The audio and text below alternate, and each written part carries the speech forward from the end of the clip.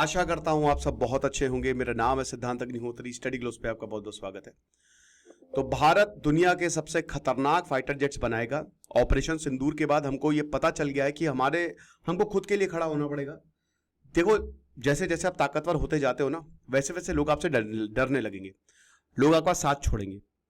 ऐसे ही दुनिया काम करती है। जब तक आप उनके लिए थ्रेट नहीं हो, उनको लगेगा कि चला, जैसे पाकिस्तान को तो सब यूज करते हैं, वो बिकाऊ देश है, वो बाजारू। आप समझ रहे ना मैं क्या कहना चाह रहा हूं, कि वो बस खड़ा है और लूट लो हमको। तो पाकिस्तान कोई थ्रेट नहीं है, लेकिन भारत दुनिया के लिए थ्रेट है, चाइना के लिए थ्रेट है ना, बहुत बड़ी थ्रेट है। चाइना को पता है कि अगर भारत पावरफुल बन गया तो हमारा स्ट्रांग होल्ड गया। लेकिन अब भारत को पता है कि फाइटर जेट्स हमको बनाने पड़ेंगे और खुद के बनाने पड़ेंगे। और देखो, इंडिया कुछ भी बना सकता है। हम टैलेंटेड है बहुत ज्यादा, बुद्धि और बल हमारे दोनों साथ साथ चलता है। हनुमान जी का देश है भैया ये, जो अत्यंत बुद्धिमान और इतने बलवान के ऐसी की तैसी, समझ रहे हो। तो ये हमको करना पड़ेगा। तो लेकिन उससे पहले बता दूं कि हमारी समर ऑफर चालू है आज और कल। समर 40 कूपन कोड यूज करें, सारे कोर्सेज पे 40% ऑफ है। कोई भी कोर्स आप खरीदेंगे, डिस्क्रिप्शन कमेंट बॉक्स में लिंक दिया है, 2 दिन के लिए बस। सो सुपर समर ऑफर आपके लिए। भारत का जो इंडिजीनियस स्टेल्थ फाइटर प्रोजेक्ट एमका, उसको फाइनलाइज कर दिया है। उसका execution model advanced medium combat aircraft, ये काफी लंबे समय से जो है वो अटका हुआ था। अब हमारे पास 4.5 जनरेशन है, राफेल हमने खरीदा, लेकिन 6th जनरेशन एयरक्राफ्ट अभी तक हमारे पास नहीं है। चाइना अमेरिका के पास है, हमारे पास नहीं है। तो 6th जनरेशन, 5th छोड़िए, 6th जनरेशन की यहां पे बात हो रही है, जो अब इंडियन एयरफोर्स जो है उसको दिया जाएगा। कमाल हो जाएगा। राजनाथ सिंह जो डिफेंस मिनिस्टर है, उन्होंने 27 मई 2025 को अप्रूव कर दिया। जितने भी डिफेंस अटके थे ना प्रोजेक्ट्स, सबको अप्रूव किया जा रहा है।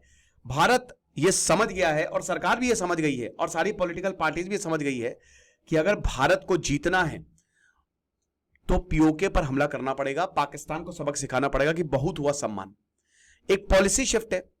प्राइवेट इंडियन कंपनीज जो है वो जाहिर सी बात है पार्टिसिपेशन के लिए आएंगी। HAL हिंदुस्तान एरोनॉटिकल लिमिटेड की जो मोनोपोली है वो खत्म। देखिए, ये बहुत अच्छी बात है। अगर आप प्राइवेट कंपनीज को लाएंगे तो आपका काम बहुत जल्दी होगा और बहुत शानदार होगा।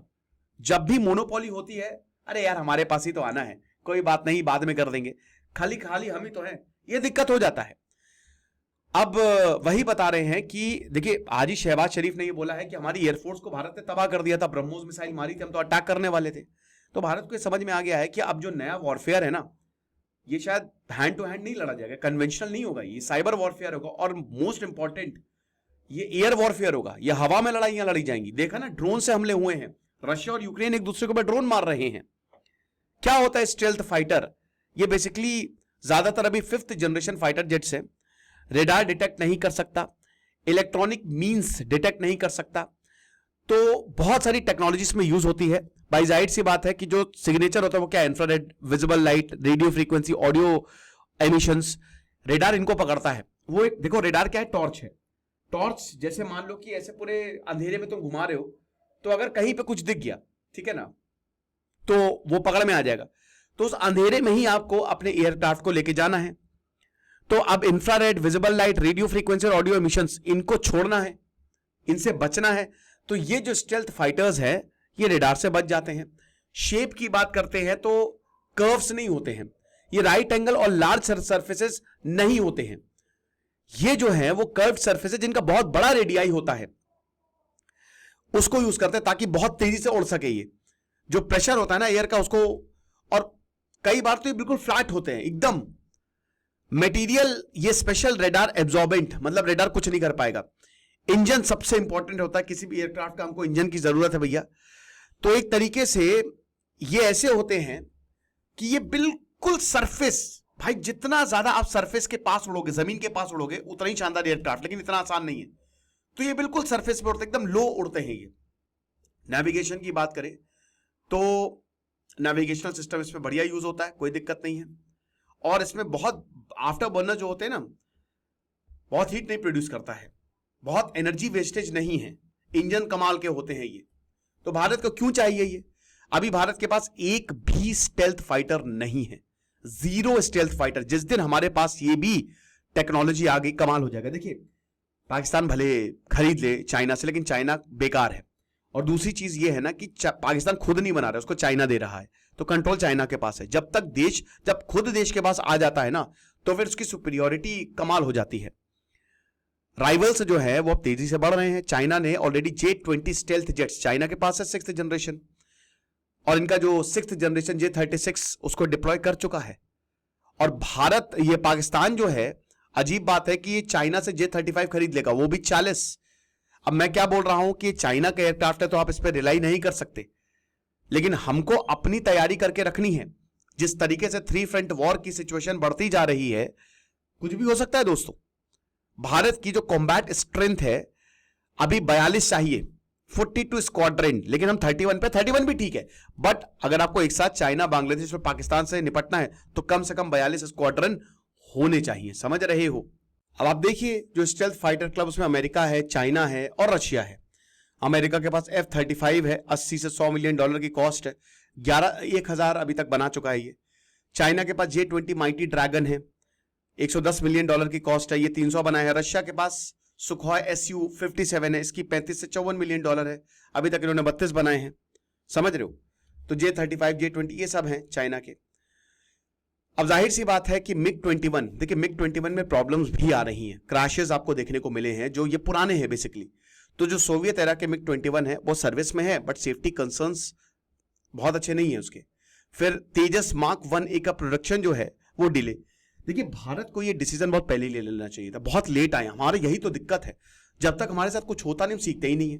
आपको पहले ही प्राइवेट कंपनीज को ले आना चाहिए था, क्या प्रॉब्लम है भाई। PPP पार्टनरशिप पे चलते आप, लेकिन चलो देर आए दुरुस्त है। अभी भारत के पास रेफाइल से 36 भारत ने खरीदे, अभी और आने हैं। सुखोई 30 MKI है, ये भी भारत, जो रशिया का है भारत।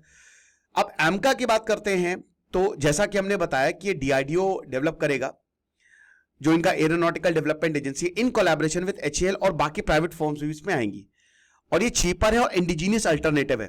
F-35 की अगर बात करते हैं तो 80 से 100 मिलियन डॉलर है, लेकिन ये आधे से कम में आपको मिल जाएगा। जाहिर सी बात है कि जो प्राइवेट सेक्टर है और ग्लोबल पार्टनरशिप, उसका रोल बहुत अहम होने वाला है, क्योंकि HAL जो है वो प्राइवेट फर्म्स के साथ काम करेगा, है ना। और यहां पे प्राइवेट फर्म्स आगे रहेंगे। आमतौर पे HAL जो है वो बनाता है, बाकी प्राइवेट फर्म पार्ट्स सप्लाई हो गए सब, लेकिन इस बार प्राइवेट फर्म्स बनाएंगे और HAL जो है उनकी मदद करेगा।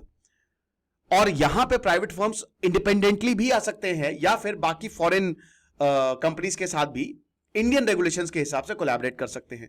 यानी कि एक तरीके से कंपनी आ जाएगी, आप या तो जैसे मेरी कंपनी है, मैं खुद भी बना लूंगा, मैं इतना कैपेबल हूं, हमको बिडिंग देनी पड़ेगी, नहीं तो फिर बाहर के लोगों के साथ भी कोलैबोरेट करके बना सकते हैं।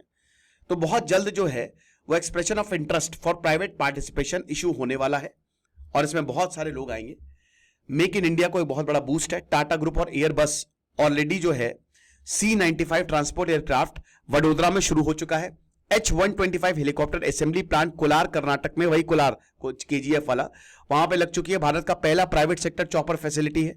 ये सब भाई जाहिर सी बात है ना, आप देख ही सकते हो कि ये क्या है, ये प्राइवेटाइज्ड है एक तरीके से, तो बहुत अच्छी बात है। अब कहा जा रहा है कि 2028 तक, यानी कि अगले 3 साल में हम AMCA रेडी कर लेंगे। ओके, मास प्रोडक्शन जो है वो 2035 में शुरू हो जाएगा, 2035, यानी कि अभी हमको मास प्रोडक्शन के अगले 10 साल लगने वाले हैं। सरकार ने 15,000 करोड़ जो है अभी तक क्लियर किया जा चुका है, देखेंगे क्या होता है। बाकी आप देख सकते हैं, ये एक पूरी लिस्ट है, इसको आप पॉज करके देख लीजिएगा, ठीक है। कौन से जो 5th जनरेशन फाइटर सर्विस में है और अभी फ्लाइंग प्रोटोटाइप्स है। तेजस प्रोग्राम जो है जो डिले हो चुका है, ये बहुत बड़ा वार्निंग साइन है, और इंडियन एयरफोर्स ने इसको क्रिटिसाइज भी किया कि पब्लिकली HAL बोला कि भैया देखिए, अब मैं तो आके बनाऊंगा नहीं, वो थोड़ी ना आके बनाएंगे। अब आज से 40 साल पहले ये प्रोजेक्ट 1984 में शुरू हुआ था, पहली फ्लाइट 2001 में हो गया, इंडक्शन 2016 में हो गया, अभी तक आपने 40 जेट भारत को नहीं दिए। 2025 में कैसे काम चल रहा है। मैं तो प्रधानमंत्री हूं तो मैं तो खटिया खड़ी कर देता HAL की, कि क्या बकवास है ये सब। भाई हमारी सिक्योरिटी का सवाल है। इंडियन एयरफोर्स चीफ ने क्रिटिसाइज किया, तगड़ा क्रिटिसाइज किया AP सिंह ने, कि अभी तक आप तेजस एक डिलीवर नहीं कर पाए, तो क्यों कर रहे थे फिर, आपको किसी को और को दे देना चाहिए था। फिर उसके बाद ये जनरल इलेक्ट्रिक, ये तो है, ये है साले चोर, ये अमेरिका और ये सब, ठीक है। ये अमेरिका पे ही जो इंजन 404, ये मार्च 2025 आ गया, अभी तक पैसे ले लिए सालों ने, एक इंजन नहीं दिया।